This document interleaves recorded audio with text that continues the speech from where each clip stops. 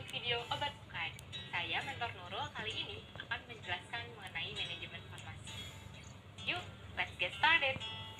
Manajemen farmasi yang akan kita bahas mencakup yang pertama pengelolaan perbekalan farmasi di pelayanan kesehatan, mulai dari hulu yaitu pemilihan hingga ke administrasi hilirnya. Kemudian penetapan harga, dan yang ketiga mengenai analisa keuangan. Kita mulai dulu dari pengelolaan sediaan farmasi di pelayanan kesehatan. Pengelolaan ini mengacu pada Peraturan Menteri Kesehatan Nomor 72, 73, dan 74 Tahun 2016 tentang standar pelayanan kefarmasian baik di apotek, puskesmas maupun di rumah sakit.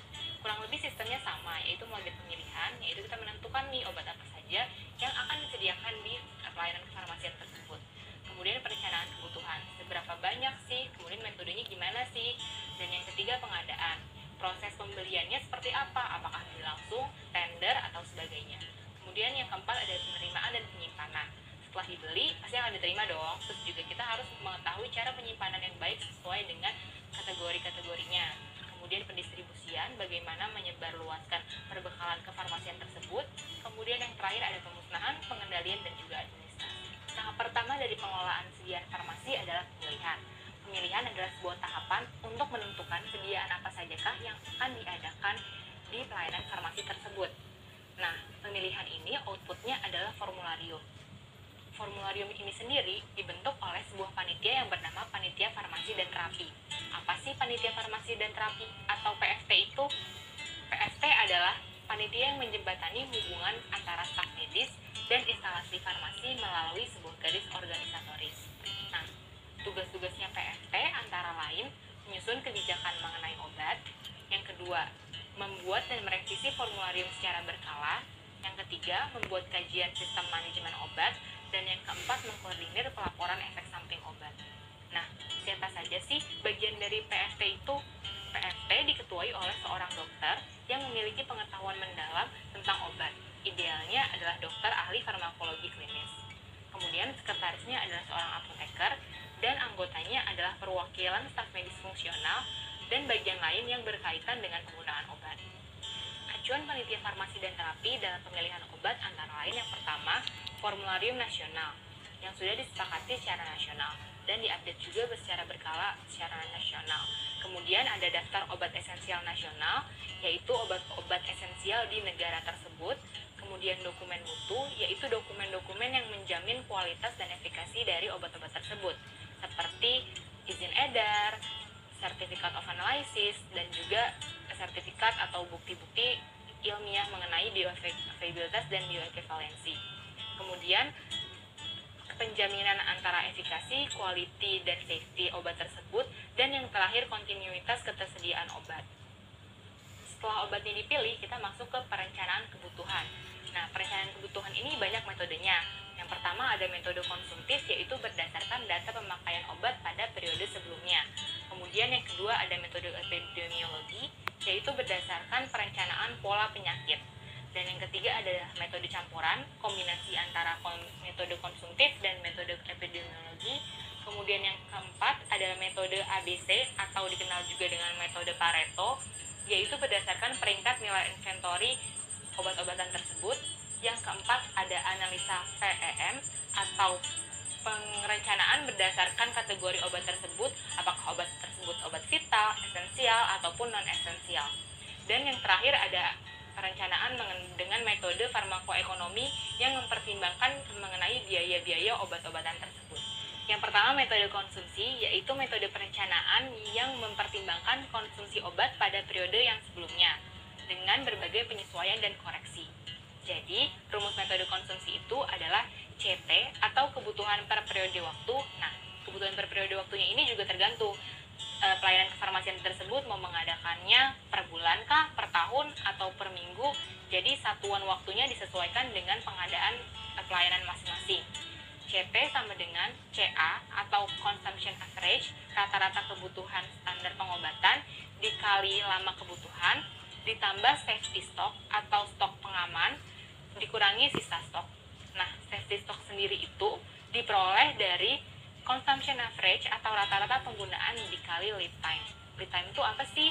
Lead time itu adalah waktu tunggu dari mulai kita memesan barang hingga barang tersebut dapat diterima oleh bagian farmasi. Metode yang kedua adalah metode epidemiologi, yaitu metode yang berdasarkan jumlah kebutuhan obat yang digunakan untuk beban kesakitan. Metode ini mengacu pada dasar-dasar pola penyakit, data jumlah kunjungan, frekuensi penyakit, dan standar pengobatan yang ada. Nah, bagaimana cara menentukannya? Pertama, tentukan dulu beban penyakitnya. Kemudian, tentukan juga pedoman-pedoman pengobatan yang terstandar di pelayanan tersebut. Kemudian yang ketiga, perhitungan jumlah kebutuhan obat. Nah, perhitungan jumlah kebutuhan obat ini diperoleh melalui kebutuhan per periode waktu dikali lamanya kebutuhan dalam satuan waktu tertentu, ditambah safety stock atau stok pengaman, dikurangi sisa stok. Nah, sama seperti yang metode sebelumnya, safety stock itu adalah lead time atau waktu tunggu dikali kebutuhan per periode waktu standar pengobatan tertentu. Metode yang ketiga adalah metode campuran. Jadi metode campuran ini adalah kombinasi dari metode konsumsi dan metode epidemiologi. Metode campuran ini digunakan ketika kita mempunyai data konsumsi yang jelas, namun kasus penyakitnya cenderung berubah. Di sini adalah metode yang digunakan untuk obat-obatan dan alkes yang fluktuatif dengan metode konsumsi yang telah dikoreksi dengan pola penyakitnya. Dapat diperoleh dengan cara mengalihkan kebutuhan per periode waktu tertentu atau consumption average atau CA ditambah dengan perhitungan standar pengobatan atau CE dikali dengan lamanya kebutuhan, bisa dalam waktu bulan, tahun, ataupun hari, ditambah safety stock atau stok pengaman, dan dikurangi sisa stok. Sama seperti metode-metode sebelumnya, safety stock adalah lead time dikali rata-rata konsumsi. Yang keempat adalah metode analisa Venn atau pengklasifikasian obat berdasarkan kategori vital, esensial, dan non-esensial. Obat-obat vital adalah obat-obat yang menyelamatkan kehidupan atau bisa disebut life-saving drugs. Contohnya ada adrenalin, antitoksin, obat hipertensi, insulin, dan obat-obatan jantung. Obat-obat vital ini harus 100% diadakan di rumah sakit karena menyangkut keselamatan nyawa pasien. Kemudian yang kedua ada esensial atau kategori E adalah untuk obat-obat yang terbukti efektif untuk menyembuhkan penyakit. Nah, sebenarnya obat esensial ini variatif tergantung dari daerah masing-masing. Karena misalnya nih, suatu daerah epidemik dengan malaria, maka obat-obatan malaria adalah obat-obatan yang esensial di daerah tersebut. Kemudian N, yaitu non-esensial adalah obat-obat penunjang, seperti suplemen, multivitamin, dan obat-obat penunjang lainnya. Metode berikutnya adalah metode analisa ABC atau metode Pareto. Di sini kita mengklasifikasikan obat berdasarkan dia masuk kategori A, kategori B, atau kategori C. Nah, menentukannya yang mana yang A dan B, C itu, yang pertama kalau dia kategori A, dia adalah obat-obatan yang mempunyai nilai 80% dari total inventory. Jadi sebenarnya dia sengaruh itu dalam inventory rumah sakit atau apotek tersebut. Sebenarnya itemnya sedikit, tapi kalau dia nggak terjual, dia stoknya mati, ataupun dia tidak tersedia, akan menyebabkan impact yang besar terhadap inventory. Sedangkan kalau yang item B, dia itu hanya menyumbang peran 20% dari nilai inventory. Jadi sebenarnya itemnya nggak terlalu banyak, dan juga dia masih mempunyai potensi untuk saving gitu, jika pengaturan kategori B ini baik. Kemudian kategori C, yaitu obat-obatan yang memiliki peran 10% dari nilai inventory. Jadi sebenarnya itemnya banyak, cuma dia cuma ngaruh 10% dari total inventory. Nah, gimanakah menentukan yang mana yang A dan B dan C? Pertama-tama kita harus buat dulu tabel yang berisi list obat-obatan yang ada di pelayanan farmasi tersebut. Kemudian harus juga dicantumkan harga per satuan terkecil, per tablet, per vial, per botol, ataupun sesuai dengan sediaannya. Kemudian dikalikan dengan jumlah per item yang akan disediakan. Misalnya amoxicillin tablet, harganya Rp200 per tablet dan akan diadakan sejumlah 2.500 tablet. Nah, nanti nilai amoxicillin tablet itu adalah harga satuannya tadi dikali jumlah yang akan diadakan. Setelah masing-masing item mempunyai nilai, kita urutkan nilai item tersebut dari yang terbesar hingga yang terkecil. Setelah diperoleh urutan nilai-nilai tersebut, kita hitung jumlah kumulatif inventory. Jadi untuk mengadakan barang-barang tersebut kita harus mempunyai uang atau biaya sebesar berapa sih. Setelah diperoleh biaya itu baru dihitung persentasenya per item. Jadi item A itu adalah berapa persen dari total inventory, item B berapa, dan seterusnya. Setelah masing-masing item memiliki persentase inventory, kemudian diurutkan berdasarkan persentase kumulatif. Setelah itu, baru kita ambil garis potong yang mana yang masuk kategori A, mana yang masuk kategori B, dan masuk kategori C. Analisa yang terakhir yaitu analisa farmakoekonomi. Dari namanya saja berarti kita mempertimbangkan faktor-faktor ekonomi dalam analisa tersebut. Yang pertama ada cost minimization analysis. Pada metode CMA ini, outcome-nya diasumsikan sama. Jadi hasil pengobatannya diasumsikan sama. Jadi misalnya gini teman-teman, mau menganalisa penggunaan atorvastatin generik dibandingkan dengan atorvastatin paten.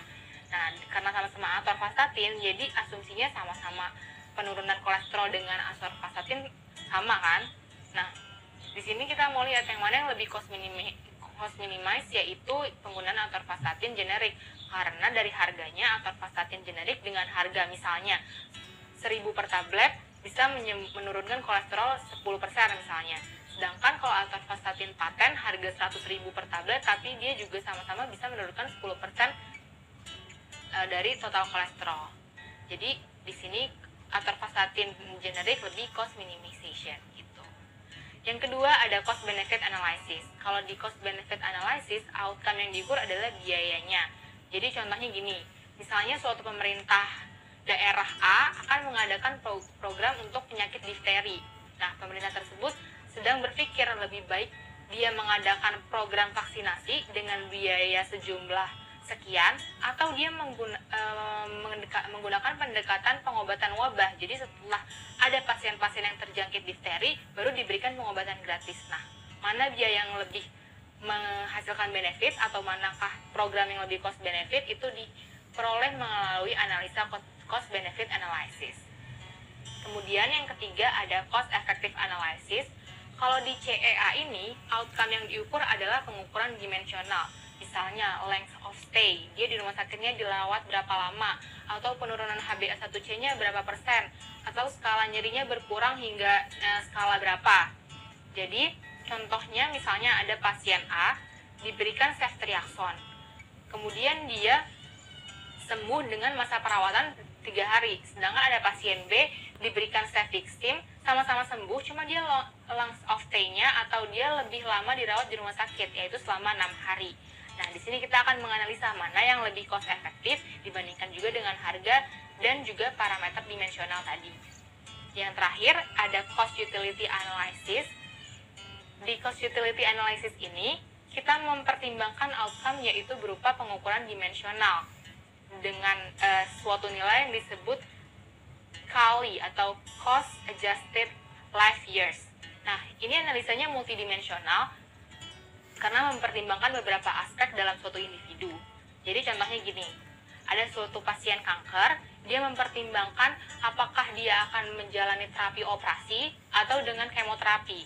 Sedangkan kalau misalnya dia operasi, biayanya sekian, biayanya besar, tapi langsung sembuh gitu misalnya. Atau misalnya dia nggak perlu lebih menderita karena kemoterapi mualnya, kemudian dia kualitas hidupnya menurun karena dia harus menjalani efek samping kemoterapinya, atau misalnya dia tidak dia jadi nggak bisa bekerja selama sebulan, dia akan mengurangi penghasilannya selama sebulan. Jadi analisanya lebih kompleks karena mempertimbangkan faktor-faktor multidimensional seperti itu. Tadi kita udah bahas mengenai pemilihan, setelah dipilih sudah dihitung juga berapa kebutuhannya. Sekarang kita masuk ke pengadaan. Gimana sih kita cara belinya? Ada macam-macam cara pengadaan. Yang pertama ada tender terbuka, yaitu di mana semua pihak atau semua vendor diundang untuk mengikuti tender tersebut dengan kualifikasi yang sudah ditentukan suatu instalasi farmasi atau suatu apotek. Atau ada juga tender terbatas, kurang lebih sama seperti tender terbuka, banyak vendor-vendor atau partner-partner yang diundang. Cuman ini kalau di restricted tender atau tender terbatas ini yang diundangnya lebih terbatas. Jadi hanya vendor-vendor yang sudah pernah mengalami kerjasama atau mungkin terpercaya oleh institusi tersebut. Kemudian yang ketiga ada negosiasi, dari namanya saja berarti ini pengadaan melalui proses negosiasi. Dan yang keempat ada pengadaan langsung. Kalau pengadaan langsung ini biasanya jarang digunakan karena biasanya kalau pengadaan langsung saingannya kan semakin sedikit ya, jadi harganya juga kurang bersaing. Tadi kita udah bahas juga mengenai pengadaan. Setelah pengadaan pasti kita akan menerima obat tersebut. Setelah itu kita harus menyimpan obat-obat tersebut sesuai dengan kategori penyimpanannya. Nah, dalam penyimpanan banyak hal yang harus kita perhatikan nih. Yang pertama, kalau kita mau menyimpan obat-obat high alert. Nah, sebelumnya obat-obat high alert itu apa aja sih contohnya? Yaitu obat-obat sitotoksik, obat-obat kanker, kemudian obat-obat narkotika, obat-obat dengan elektrolit pekat, kemudian obat dengan efek samping sedasi atau misalnya dapat melumpuhkan otot. Nah, itu termasuk obat-obat high alert. Kemudian ada juga obat-obatan LASA, look alike, sound alike, yaitu obat-obat yang terlihat mirip dan terdengar mirip. Nah, contohnya di sini saya mau kasih contoh daunorubicin dibanding dengan doxorubicin. Kan terdengar mirip ya, ujung-ujungnya sama-sama ada rubicinnya. Nah, oleh karena itu di penyimpanan obat tersebut harus diberi jarak. Biasanya nih kalau penyimpanan obat yang disusun secara alfabetis pasti mereka akan berdekatan nih posisinya. Nah, posisi obat antara look sound alike dengan sound alike lainnya harus dibatasi dengan satu obat lain yang tidak look alike maupun tidak sound alike, dan juga diberikan penamaan dengan Tolman letter atau penggunaan huruf kapital pada kata-kata yang membedakan antara kedua obat yang terdengar mirip tersebut. Jadi kalau di daunorubicin tadi kata-kata daunonya digunakan huruf kapital, sedangkan untuk doxorubicin kata-kata doxonya digunakan huruf kapital. Seperti itu. Kemudian ada juga penggunaan dan penyimpanan B3 atau bahan-bahan berbahaya. Nah, kalau di B3 ini kita harus memperhatikan MSDS-nya, Material Safety Data Sheet. Jadi MSDS itu harus disimpan berdampingan dengan B3 tersebut. Jadi jika ada tumpahan atau misalnya kena mata atau penyalahgunaan yang lainnya, kita bisa langsung secara cepat menangani sesuai dengan Material Safety Data Sheet tersebut. Kemudian kita juga harus memahami klasifikasi dan simbol-simbol yang terdapat pada MSDS tersebut. Misalnya dia mudah terbakar, korosif, harus disimpan di lemari-lemari yang sesuai dengan kondisinya. Kemudian ada juga penyimpanan yang harus diperhatikan, yaitu penyimpanan di emergency trolley. Emergency trolley itu adalah tempat penyimpanan obat dan alat kesehatan yang digunakan secara darurat. Jadi emergency trolley ini harus mudah diakses dalam waktu cepat ketika terjadi keadaan darurat. Nah, karena aksesnya juga harus cepat, penggunaannya juga harus cepat, maka penataan emergency trolley ini harus diatur dan harus sesuai dengan standar di tiap rumah sakit. Jadi pasti emergency trolley di rumah sakit A, mau emergency trolley 1, 2, 3 itu penyusunannya sama. Umumnya di bagian atas ada medication atau obat-obatan yang bersifat obat vital, kemudian ada alat kesehatan dan obat-obat yang berkaitan dengan circulation, bawahnya airway, dan yang ketiga alat kesehatan yang berkaitan dengan breathing. Gitu. Dan yang terakhir yang pasti sering banget muncul di soal UKAI yaitu penyimpanan narkotika. Nah, penyimpanan narkotika ini harus disimpan dalam lemari khusus dan pintu terkunci. Pintunya adalah pintu ganda terkunci. Kuncinya dipegang oleh 2 orang, biasanya oleh PJ shift atau apoteker yang ditugaskan dan diberikan tanggung jawab. Kemudian hanya pemegang kunci yang diizinkan untuk membuka lemari. Dan yang terakhir, jika pemegang kunci itu sedang dinas, maka wewenangnya harus didelegasikan kepada orang yang dapat dipercaya. Nah, selanjutnya kita akan membahas mengenai sistem distribusi. Sistem distribusi secara umum bisa terbagi menjadi 2, yaitu centralized dan decentralized. Kalau centralized atau sentralisasi, ini penyimpanannya terpusat di suatu tempat. Jadi dia punya satu instalasi farmasi yang besar, atau bisa juga dia punya satu gudang besar di sebuah instalasi farmasi. Kemudian dari gudang tersebut atau dari instalasi farmasi tersebut langsung didistribusikan ke unit-unit terkait. Sedangkan kalau desentralisasi, jadi dia punya satu unit pusat obatnya, kemudian akan didistribusikan ke depo-depo masing-masing. Misalnya gini, dari gudang farmasi atau dari farmasi sentral itu akan didistribusikan ke depo rawat jalan, depo rawat inap, kamar operasi, dan depo IGD. Nah, depo rawat jalan sendiri ini misalnya melayani obat atau persepan dari poli anak, poli jantung, poli internis, dan lain-lain.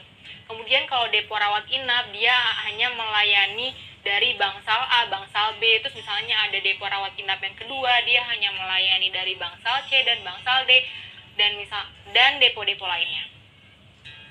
Sedangkan kalau untuk distribusi ke pasien, itu bisa diklasifikasikan menjadi 4, yaitu ada resep individual, yaitu perbekalan farmasi per pasien. Jadi misalnya pasien itu sekali berkunjung atau sekali diresepkan obat oleh dokter, kita akan dispense semua, kita akan berikan semua satu resep tersebut. Sedangkan kalau floor stock atau stok ruangan, itu terdapat perbekalan lengkap di bangsal-bangsal. Jadi misalnya bangsal A atau rawat inap lantai 1 itu punya stok lengkap di situ. Kemudian jadi pasien-pasien yang dirawat di bangsal A akan mendapatkan obat-obatan dari stok bangsal tersebut. Sedangkan kalau one day dose adalah perbekalan per pasien untuk 1 hari. Jadi misalnya nih, pasien itu dirawat inap, sehari itu dia dapat 3 obat 2 kali sehari. Berarti 3 obat, dan untuk pemberian 2 kali sehari itu akan diserahkan ke pasien tersebut per hari. Jadi misalnya hari ini kan ada 3 obat nih, maka ini 2 kali sehari, berarti misalnya dia dapat 6 obat. Sehari itu dia akan dapat 6 obat, begitu juga berikutnya dan berikutnya lagi. Sedangkan kalau unit dose dispensing itu adalah perbekalan per pasien dan per jam pemberian. Jadi misalnya pasien A dirawat, terus dia diberikan 3 macam obat 2 kali sehari. Jadi ketika pemberian pagi misalnya jam 7, dia akan diberikan 3 obat. Nanti pemberian yang malamnya misalnya jam 8 malam, dia akan diberikan 3 obat lagi. Terus misalnya besok pagi dia pulang, ya udah, kita tidak akan memberikan obat lagi, stop sampai di situ pemberian obatnya. Jadi penggunaan unit dose dispensing ini lebih direkomendasikan karena evaluasinya lebih continuous dan juga mengurangi stok obat yang tidak diperlukan diberikan ke pasien. Setelah pengelolaan farmasi, sekarang kita masuk ke materi penentuan harga. Yang pertama, kita akan menentukan penetapan harga jual. Nah, kalau kita sebagai industri farmasi, kita memproduksi satu batch barang atau satu lot, kita akan menjual berapa sih satu botolnya? Nah, harga jual sama dengan biaya produksi total, sudah termasuk diantaranya biaya distribusi, diskon dari vendor bahan baku, dan sebagainya, dibagi jumlah produksi. Misalnya, satu batch itu ada 1000 botol, ditambah PPN. Jadi, harga jualnya adalah biaya produksi total, misalnya 500 juta, dibagi 5000 botol, ditambah PPN. Nah, sedangkan untuk di apotik, misalnya, harga jual adalah harga beli, jadi harga kita beli dari vendor, sudah termasuk dengan pajak, ditambah persentase kenaikan harga beli, atau biasa disebut juga dengan markup. Yang kedua mengenai penentuan harga pokok penjualan. Nah, cara penentuan HPP ini macam-macam, tergantung dari apa saja yang diketahui di soal. Kalau misalnya yang diketahui adalah faktor harga jual dan harga jualnya, maka kita bisa menggunakan rumus HPP sama dengan 100% dikurangi 100% kali faktor harga jual min 1 dibagi harga jual. Sedangkan kalau kita tahunya harga pokok penjual, harga stok awal, stok pembelian, dan stok akhir, kita dapat menggunakan rumus HPP sama dengan persediaan barang awal dikurangi persediaan akhir.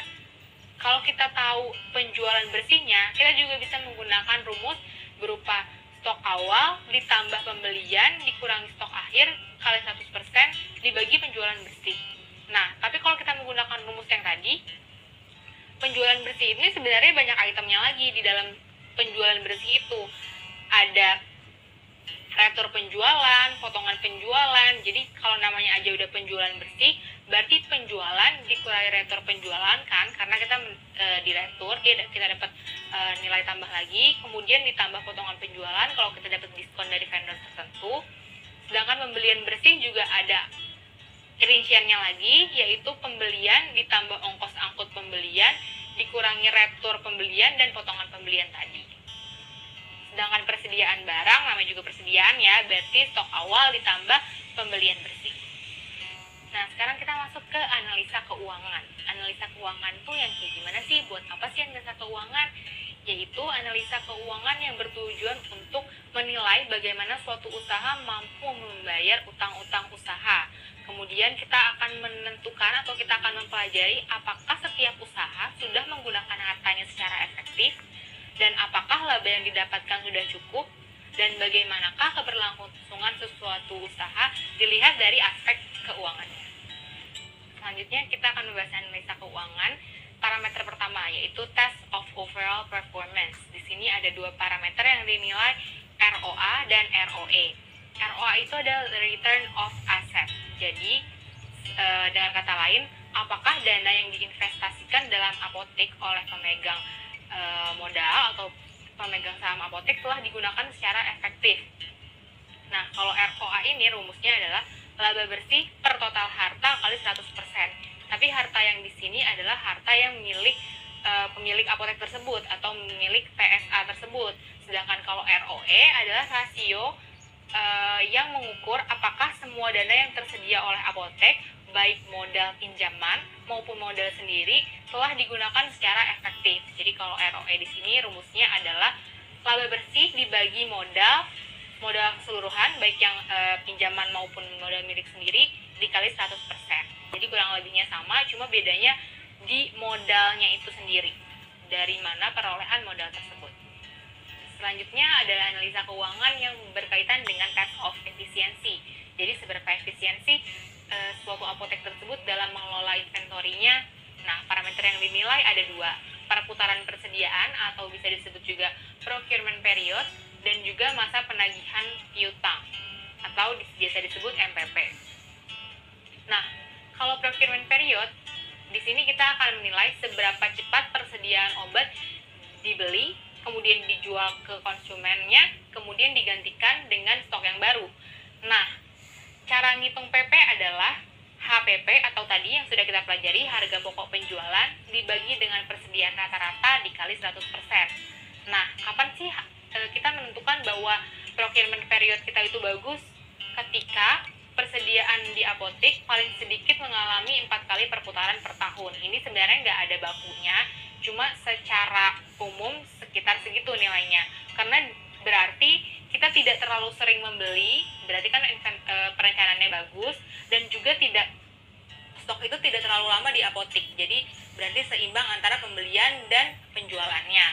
Kemudian kalau masa perkiraan penagihan piutang atau MPP ini sebenarnya gunanya untuk kerjasama kita dengan vendor. Jadi kalau misalnya kita telat bayar atau kita penagihan piutangnya lama, maka akan mengganggu juga aktivitas perencanaan kita. Nah, MPP ini dihitung dengan cara piutang dibagi penjualan kredit bersih per hari dikali 100%. Selanjutnya kita akan membahas mengenai analisa BEP atau break-even point. Nah, analisa BEP ini adalah analisa untuk mengetahui pada volume atau jumlah penjualan berapakah suatu apotek itu memiliki tidak mengalami keuntungan maupun kerugian. Nah, untuk mengetahui analisa BEP, kita harus tahu dulu nih mana yang termasuk variable cost, mana yang termasuk fixed cost. Kalau variable cost itu adalah biaya yang berubah-ubah secara proporsional tergantung periode tertentu atau tergantung penjualan. Contohnya adalah biaya pembelian barang, biaya promosi, dan lain-lain. Sedangkan biaya tetap adalah biaya yang secara total akan tetap walaupun terjadi pengurangan ataupun penambahan dalam volume penjualan. Contohnya biaya sewa ruko, biaya penyusutan aset, dan biaya gaji. Nah, setelah tadi kita sudah mengklasifikasikan mana yang fixed cost, mana yang variable cost, kita bisa masuk ke perhitungan. Nah, kalau misalnya kita mengetahuinya dalam unit rupiah atau dalam unit moneter, maka BEP sama dengan fixed cost dibagi 1 dikurangi pembagian antara variable cost dibagi penjualan. Sedangkan kalau kita mau mencari BEP dalam satuan unit, atau misalnya ketika sudah penjualan berapa sih kita akan mencapai BEP gitu kan. Kita menghitungnya dengan cara fixed cost dibagi penjualan dikurangi variable cost. Sekian, semoga bermanfaat. Thanks for watching. Salam Obat Ukai Pharmacist Learning.